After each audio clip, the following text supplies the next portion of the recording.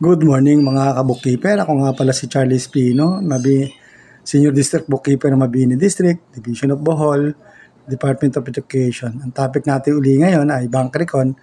Pero ngayon ay may interest kasi nga as of March 31, 2024, so quarterly end siya. So merong interest na binibigay ang bangko.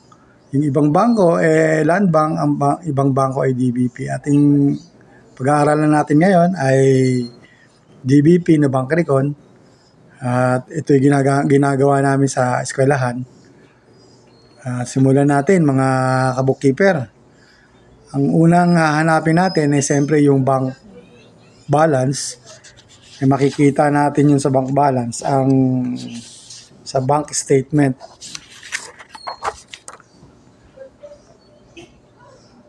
Ayan ang bank balance sa bank statement.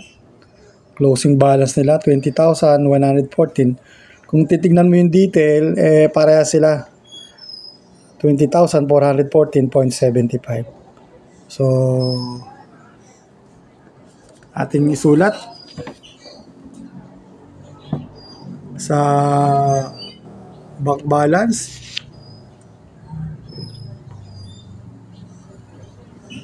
$20,414.75. Ngayon, susunod natin hahanapin ay ang agency o eskwelahan o anumang ibabang recon nyo na inahawakan nyo sa school. So, saan natin makikita yon? Makikita natin sa check ada na ginawa ng isang principal o tinatawag nating school in charge, accountable officer. Itong balance sa kanyang CDR, 14,660.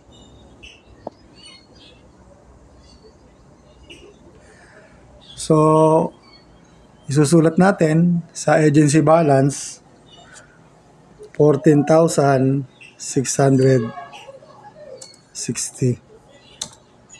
So, hindi sila balance, no? Laki ng diferensya. Yun nga pala, ito nga pala itong mga reconciling item. At deduct siya sa bank. Reconciling item, may kukunti lang sa bank. 1, 2, 3, 4 lang. Unlike ang sa book balance o sa agency balance, ang daming reconciling item. Aabot siguro ng mga 14 mahigit, no? O 16 reconciling item. So, hanapin nyo na lang dyan kung ano yung tugma sa inyong hinahanap o pagkakakita sa mga kamalian. May mga error din dyan na imong titignan. May outstanding checks din, deposit and transit. Yun ang mga kalimitang reconciling item sa bank recon. Pangatlong bank recon ko na pala to. Ang iba bank recon din ng eskwelahan pero walang interest. Ngayon sisimulan natin.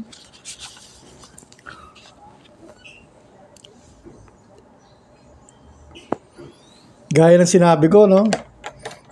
Kung magbabank recon kayo at titingin kayo sa mga details, ang unahin nyo titignan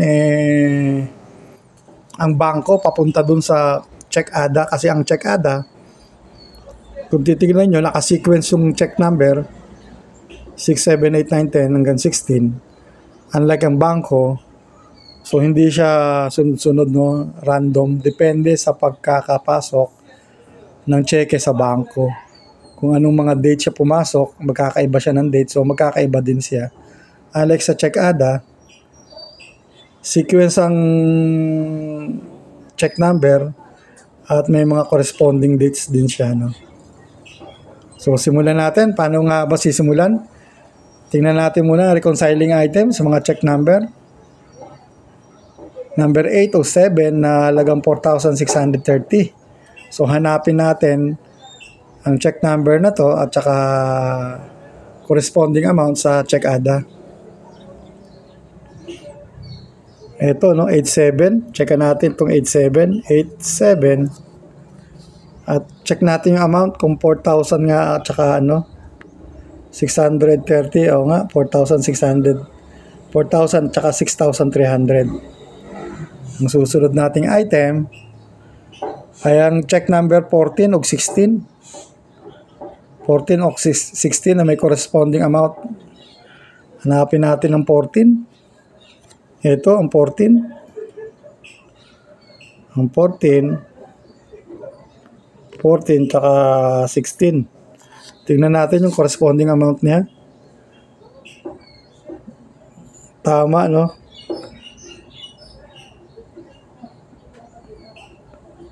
$1,060 tsaka 8,738. Ang susunod natin i-reconcile uli. Hanapin natin ang check number 9 at saka 11. So hanapin natin dito 9 at saka 11. Ito yung 9, ito yung 11. So tingnan natin amount kung tama ba. Minsan kasi nagkakamali. Tama, no? Tama yung amount na 19,000 tsaka 1,820.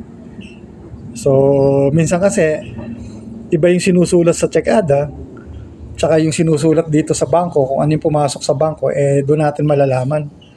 Kalimitang may mali ang check-ada.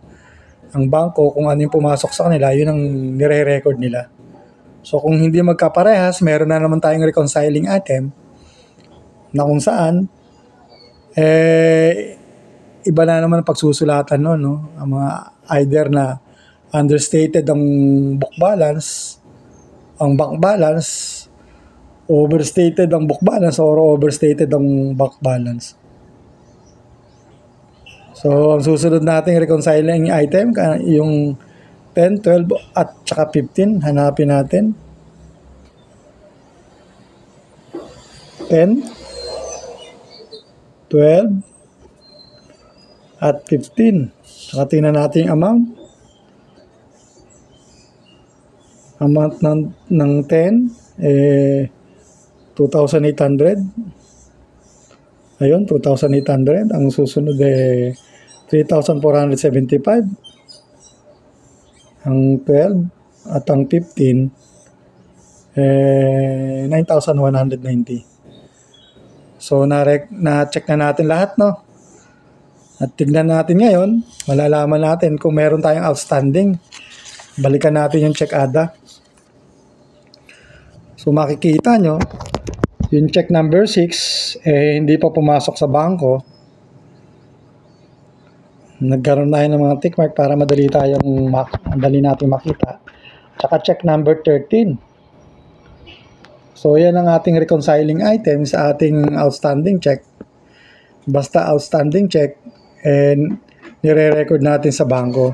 Kasi nga ang rule of thumb, kung naisulat na sa libro, dapat isulat sa bangko. Kung naisulat na sa bangko, dapat isulat sa check-ada o sa libro. For example, ang outstanding check nakasulat na sa libro, dapat isulat din sa bangko. Pag ang outstanding check, meaning deduction siya, kasi nga na-deduct na sa balance natin, ang outstanding check sa check-ada, dapat ibawas din natin sa bangko. Kung ang interest naman, for example, na-add na sa bangko, dapat i-add na rin natin sa libro. Magiging reconciling item din siya. So, ang amount, 1,749.96.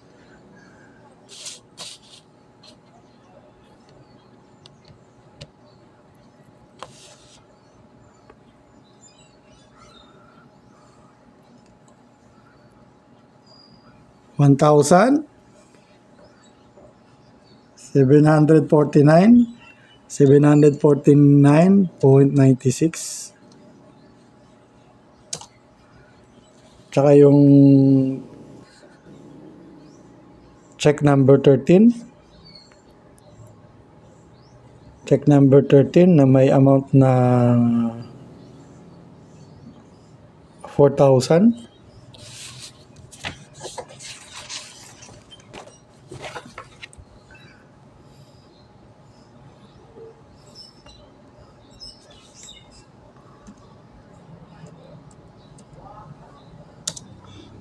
So 4,000 ano.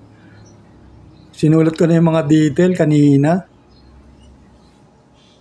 So merong reconciling item na 5,749.97. Gaya ng sabi ko kanina, ito ay na-deduct na sa balance ng libro, sa balance ng check ADA. Dapat ibawas din ito sa balance ng bangko.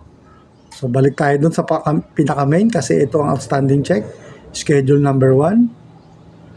So yun, na-deduct siya, no? So tignan natin pinaka baba. So hindi siya balance, no? Meron siyang 4.78. Ano kaya 'yon? I-check natin sa bank balance kung meron pang Kasi nga sa check ADA, alam natin dalawang item lang yung reconciling item doon. Ang check number 6 tsaka check number 13. Ano pa ba pumasok doon? Sa bangko? Ito, pumasok na to sa bangko. Kung titignan natin, na-record na nila. Ayan, na-record na nila. So, wala natin ibang reconciling item, kundi itong na to, 5.699. Ano nga ba to? Interest, no? Tsaka withholding tax. So, ang nire-record natin ngayon, nire-record lang natin yung net ng income, interest income. So, ating sinusulat. Ayan, interest income net of tax. Ang ginagawa ko dito, pinoformula ko siya para hindi ako magkamali. Equal sign 5.99 minus 1.2. Nasa sa inyo na yan kung ika-calculator nyo, no?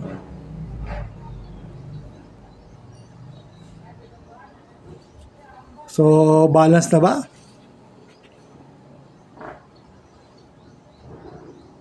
Uy, may diferensya na 1.01. Ano kaya yun, ha? Balikan natin ngayon.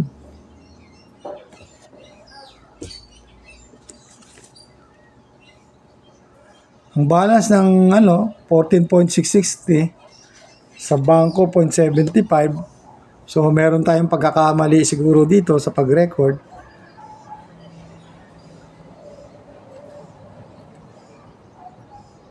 Ito, no? Kasi nga 1,749.96. 97 ang nailagay natin. Kaya pala na-doble ang 96 kaya nag-run off siya. So yun na, 96. I-check ngayon natin kung nag-balance na tayo.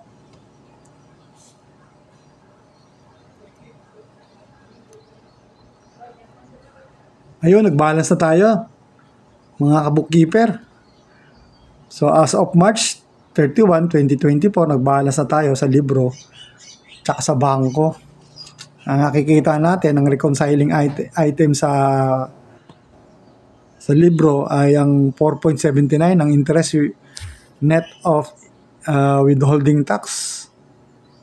So reconciling item siya kasi nga naisulat na sa bangko, dapat isulat natin na reconciling item sa agency o sa libro. Ganun din ang outstanding check. Outstanding check siya.